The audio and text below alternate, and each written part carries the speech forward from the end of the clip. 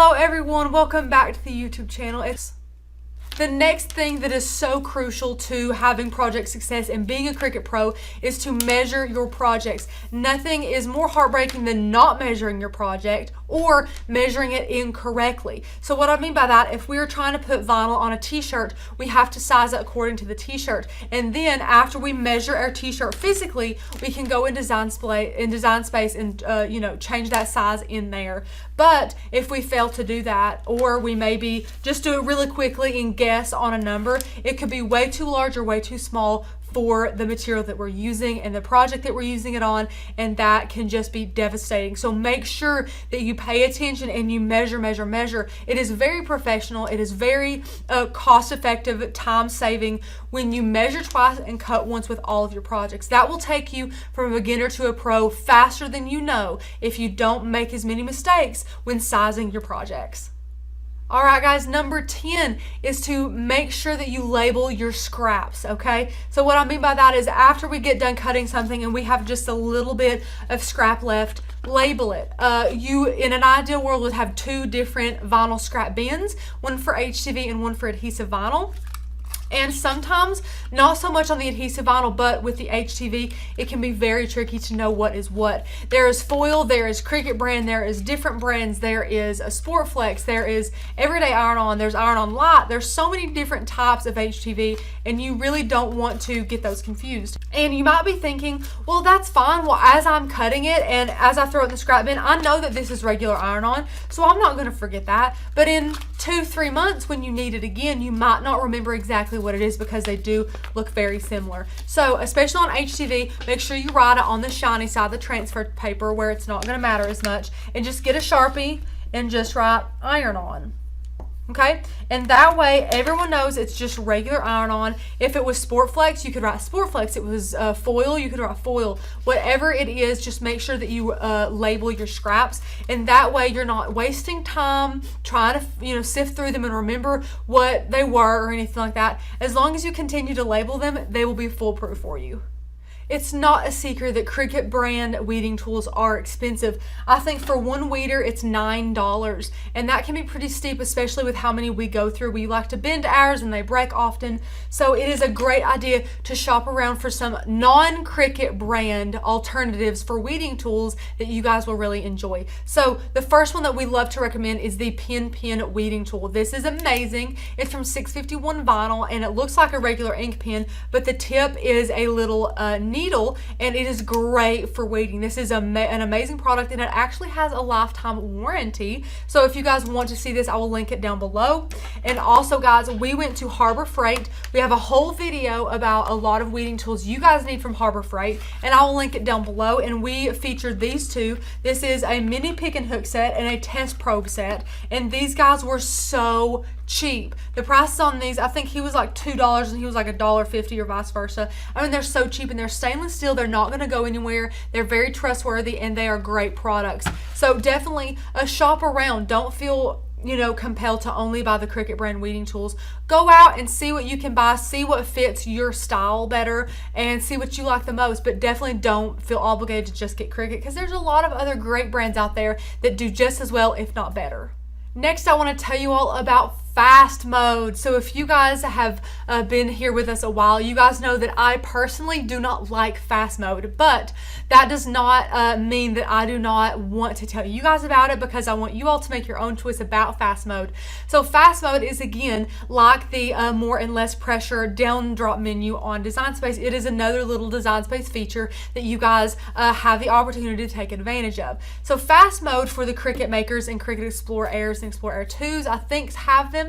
It is a way to make your cut go a little bit faster. So it kind of kicks the Cricut into high gear and has it cut a little bit quicker for you. And this can be great if you're in a hurry, or if you're making a large project, large meaning like the design large, not like very large but still intricate.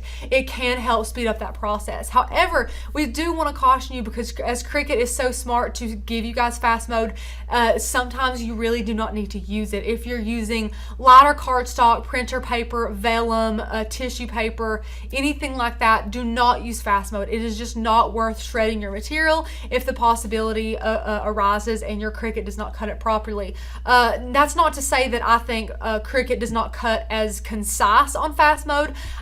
We just know from Maker's Gonna Learn that you can easily have craft fails if you use fast mode on the wrong material. So all the light, very thin, very fragile materials, you really don't want to be using fast mode. So just keep that in mind next time. And now I'm going to switch you over to Design Space again and show you guys where fast mode can be found, because I get a lot of questions on, well, I hear about this fast mode, but I don't know where it's at. So guys, I just want to let you know it's actually after you load in your mat. So you will have already selected your material, selected your pressure setting if you wanted to change it from default, and then you load your mat in, and now is when fast mode will become available. I will switch over again to Design Space and show you guys how that happens in just a second.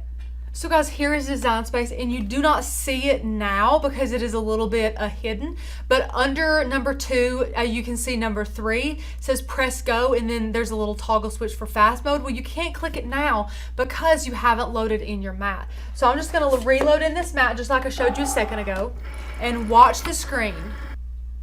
There you can see number 2 goes up there, it kind of hides away, and then number 3 gets highlighted, and now we can click this fast mode toggle. So see, you can click it on, click it off, just depending on what you want, and right there is fast mode. So it is after you load in your material before you press that flashing Cricut button. So that is a great thing to note if you guys are interested in fast mode. And guys, another way that you can go from a beginner to professional is to always make sure to have your frequently used materials around your craft space with extras. So what I mean by that is, let's just say we use a whole lot of cardstock. So we have 200 pieces of 120-pound cardstock, 200 pages here in the craft studio, because we know we use it often. We know that we use a ton of HTV and vinyl, so we buy bulk rolls from 651 Vinyl, big bulk rolls. We buy it by the yard, usually 5 or 10 yards, and we keep that around. It is not very professional to want to make a project, especially for a client or for a family member or something like that, and you run out of a product, or you think you have it and you don't. So always keep a running craft list on things that you need. That way when you're out and about and you spot a good deal, or when you're on Amazon, or when you go to 651 Vinyl, you know exactly what you need to purchase. So keep a list of things that you need, and keep extra cardstocks in your favorite vinyls, and some extra weeding tools, and more blade replacements and things like that around while you're crafting, and that will keep things very professional so that you know you can make just about any craft at any time. And guys, I have said this before in another video, but I wanted to reiterate it again in this awesome hack video, because I truly believe this is a hack. If you want to be a professional Cricketer and you are just starting out, the best way to get there is to do projects you think you're bad at. Now that doesn't necessarily mean if you truly know that you do not like making cards, to make a ton of cards. All this means is that if you feel like you are not comfortable yet, let's say weeding HTV, then you need to go and make sure you're weeding a lot of HTV, making more HTV projects, incorporating them more into your crafting, so that you can actually master that skill and move on to the next one that you're having trouble with, and the next one. That is how you're going to level up your creativity, level up your crafting, and become a Cricut pro. You guys definitely need to make sure that you are being well-rounded in your crafting, because especially if you choose to build a business, and by the way guys, build a business through die cutting is one of the 3 free e-courses we give you if you become a yearly member of Maker's Gonna Learn. Anyways, if you are trying to build a business and you want to be able to fulfill client orders and be able to kind of conquer any project if they ask you to make it, you need to be well-rounded and know how to do things like reverse weed, like how to make a great card, how to, you know, put score lines in Design Space and things like that. You need to make sure that you're being well-rounded and doing projects you feel like you're uncomfortable doing. One of my favorite quotes is that you don't grow when you're comfortable, and that's very true. It's something I need to practice because I preach it all the time, but you really don't. Just a couple of years ago, I was really scared to work with resin and epoxy. I thought it was really hard and difficult to do, and now it is one of my favorite craft products to work with. I absolutely adore working with resin and epoxy, and that is just one example of something that I've overcome, being pushed out of my comfort zone, and it is an amazing feeling. So guys, that is going to level you up more than anything. Having having the confidence to know that you used to hate weeding HTV, but now you can, then you move on to your next subject that you want to be better at, and your next one and your next one. And it's just a great little circle of making sure you get better at crafting every single day. And last but not least, I can't believe this is the 15th hack, and this seems like a little one that I should have put at number 2 or something like that, but it actually matters a lot, is to make sure that you take your time when positioning your materials. So for instance, vinyl is particularly true for this statement. So let's say you have a big metal sign, okay? If you have your vinyl and it's already been weeded and you have your transfer tape on there and you're just trying to like see where it's supposed to go, there's a couple of tips that are really going to help you make sure that you do that properly, because in a lot of cases you don't have more than one shot to place your vinyl, and that can be very scary. Now with iron-on, it's easy to peel it up off a shirt and lay it back down, and peel it up and lay it down as many times as you want. But if you're placing, again, like I said, vinyl on a metal sign, it can be very, very tricky to be able to get that right the very first time. So a good tip is to maybe lay it on the floor, lay it a little bit lower so you can get over it and make sure it's in the center.